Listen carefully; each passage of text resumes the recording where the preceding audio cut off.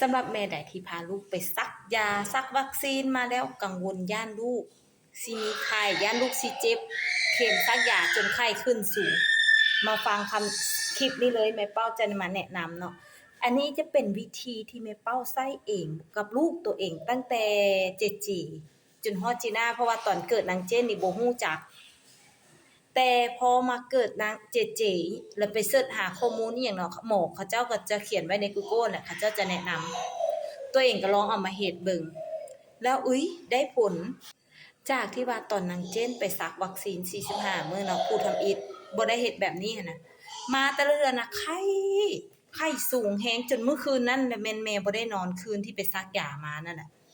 แต่พอมาเจเจมาลองเฮ็ดตามวิธีผลตอบรับคือบ่มีไข้แล้วแบบเป็นคิงหุ่มๆซื่อๆหั่นน่ะแล้วลูกก็บ่ให้บ่ซ้อบ่คัดนอนกลางคืนได้ปกติก็เลยแล้วหลังจากนั้นมาแม่เป้าก็ปฏิบัติแบบนี้ตั้งแต่เจเจจนฮอดจีน่าจนฮอดรูบี้หลานแม่เป้าเองเวลาเราไปซักวัคซีนมาแม่เป้าก็จะเฮ็ดแบบนี้ง่ายๆเลยแม่ๆเตรียมแค่3อย่างเนาะ3อย่างคือ1มะนาวน้ำอุ่นที่เอามือจุ่มลงไปแล้วมันบ่ร้อนบ่เย็นเกินไปที่ว่าเฮารู้สึกพออุ่นๆเนาะแล้วก็ผ้าแบบนี้นะผ้าน้อยๆที่เขาเจ้าแถมมากับสุดอันอีหยังก็สุดแรกเกิดที่ว่าคนมาเยี่ยมมาหยามหั่นนะมันจะแถมมากับสุดแรกเกิดหั่นนะมี2ผืนเพราะว่าลูกไปซักวัคซีนมาจะใส่2เข็ม2ขาเด้เนาะเฮาต้องมีแบบนี้น่ะ2ผืนแล้วให้แม่ป้ายบักนาวแบบนี้น่ะนี่ป้ายบักนาวลงไปในน้ำเลยนะล้างบักนาวอย่างให้สะอาดแล้วป้ายบักนาวลงไปแล้วบีบในอ่างเลยบีบลงในอ่างนี่เลยแล้วผ้าคนหนูน้อยนี่สุกแล้วปั้นให้มันหมาดๆปั้นหมาดๆบ่ให้มีน้ำย้อยเนาะแล้วผ้านี่มันจะมีความอุ่นอยู่แล้วไปประคบใส่ขาลูกบอนซักยาหั่นบอนซักวัคซีนหั่นทั้ง2ค่ะประคบผ้ามันคลายเย็นแล้วเฮามาจุ่มใหม่ถ้าน้ำมันเย็นแล้วเฮาเปลี่ยนน้ำบีบบักนาวลงใหม่เฮ็ดแบบนี้ประคบไปมาประมาณ20-30นาทีหรือสังเกตว่าขาลูกเวลาลูกเหยียดขาได้แล้วหั่นน่ะบ่ฮ้องบ่ให้เหยียดขาเล่นได้ปกติอันนั้นถือว่าโอเคแล้วแม่เซาจุ่มได้แล้วให้แม่ไปตัดคูฟีเวอร์จะเป็นแผ่น1เนาะแผ่นมันจะยาวประมาณฝ่ามือเฮาตัดครึ่งนึงแล้วไปติดใส่ขาลูกทั้ง2ข้างคูฟีเวอร์บ่จำเป็นต้องแช่เย็นเด้อคูฟีเวอร์ของแม่บ่จำเป็นต้องไปแช่เย็นเนาะเพราะว่าถ้าแช่เย็นมาหั่นน่ะมันจะเย็นจัดและเฮ็ดให้ลูกตื่นเวลาถือคูฟีเวอร์ติดแล้วเขาจะงอแงเขาจะให้เขาจะบ่อยากติดดังนั้นคูฟีเวอร์ที่เฮาซื้อมาเฮาบ่จำเป็นต้องไปแช่เย็นติดอุณหภูมิปกตินี่แหละมันก็ระบายความร้อนของลูกได้เช่นกันติดอยู่ขาแล้ว2ข้างและให้แม่ไปติดอยู่หน้าผากลูกน้ำอีกแผ่นนึงคำว่าลูกมีไข้สูงรู้สึกว่าคิงลูกร้อนแฮงเซ็ตโตอีหยังให้เราเรียบร้อยแล้วก็ติดอยู่กลางหลังเรากลางหลังประมาณกลางหลังแบบประมาณหลังท้ายทอยลงไปหลังงอคอลงไปหั่นน่ะอันนั้นคือกลางหลังติดอยู่หั่นอีกแผ่นนึงมันจะช่วยเฮ็ดให้ระบายความร้อนของร่างกายลูกได้ดีขึ้นเฮ็ดแบบนี้น่ะลูกจะบ่ไข้สูงตอนแลงเขาจะหลับได้สบายบ่จำเป็นต้องให้ลูกกินยาแล้วแม่สามารถอาบน้ำให้ลูกได้เด้อเวลาเอาลูกมาแต่ห้องหมอหั่นนะ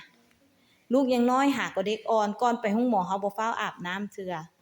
หลังเฮากลับมาแต่ห้องหมอแล้วเอาลูกอาบน้ำแล้วเอาเรานอนกินนมให้เรานอนได้พักผ่อนได้หลายที่สุดเพราะว่าหลังจากซักวัคซีนมาหั่นน่ะประมาณ 2-3 ชั่วโมงมันจะเริ่มเจ็บ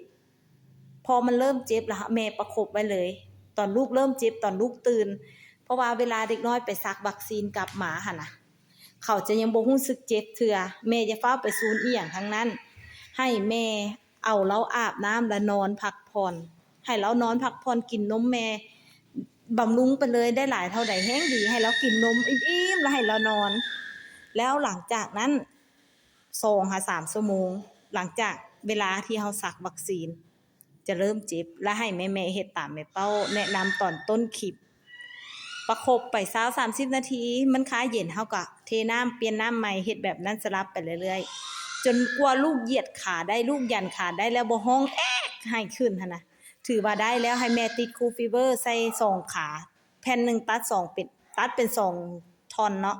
แล้วติดปลาไว้หั่นแหละแล้วหลังจากนั้นก็ติดใส่หน้าผากติดใส่กลางหลังคันลูกมีไข้ขึ้นมีความร้อนของตัวหลายของร่างกายหลายเฮาก็ติดใส่แผ่นกลางหลังนี่นำด้านหลังของเรานี่นะมองหลังท้ายทอยหลังคอเฮาลงไปนี่นะ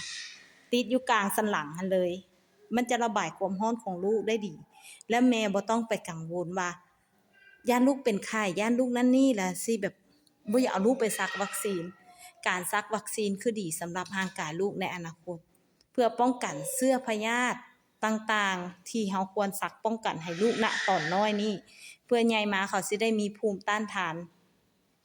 ฝากแม่ๆไว้นะแล้วส่วนแม่ๆใดที่ว่าหลังเกิดแล้วมีปัญหาสุขภาพหลังเกิดบ่อยากอยู่ไฟบ่ได้มีอาการพิษกรรมมีอาการลมพิษหนาวในเจ็บหลังปวดแอวแม่เป้าแนะนำยาพิมพ์สมุนไพรแทนการอยู่ไฟช่วยบำรุงน้ำนมทดแทนการอยู่ไฟได้ดีเลยแม่เป้ากินเองแต่ลูก2จนลูก3บอกเลยกล้ากํลังตีผลหักทักมาปรึกษาก่อนได้เด้อ